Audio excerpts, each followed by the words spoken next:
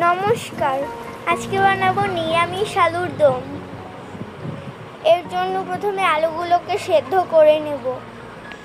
আলু সেদ্ধ হয়ে গেলে কেটে এভাবে খোসা ছাড়িয়ে রেখে দেব। এবার কড়াইতে দারচিনি,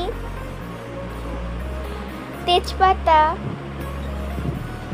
লবঙ্গ, এলাচ, মিষ্টি জিরা আর শুকনো মরিচ নিয়ে নেব।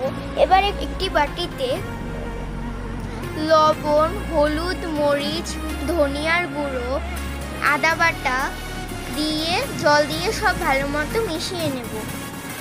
এবার গরম মশলাগুলোকে ব্লেন্ড করে একটি বাটিতে নিয়ে নেব। এবার তেলে দিয়ে দেব তেজপাতা, জিরা, শুকনো মরিচ দিয়ে সব ভালো মতো ভেজে তার মধ্যে সিদ্ধ আলুগুলোকে দিয়ে ভেজে নেব।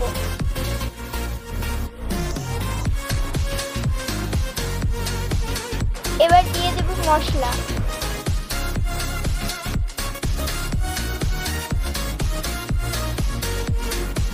সব ভালো মতো কষিয়ে এর মধ্যে দিয়ে দেব দই ও চিনি।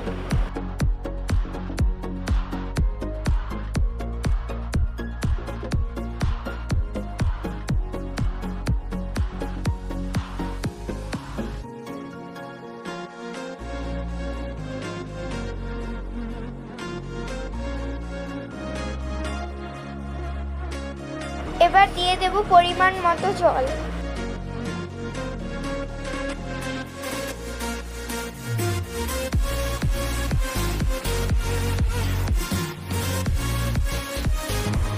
এবার এই বাদামগুলোকে পেস্ট করে নেব।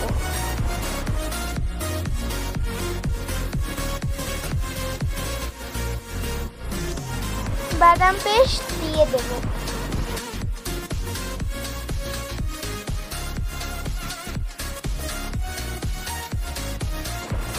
গুঁড়ো করা মশলা দিয়ে দেব।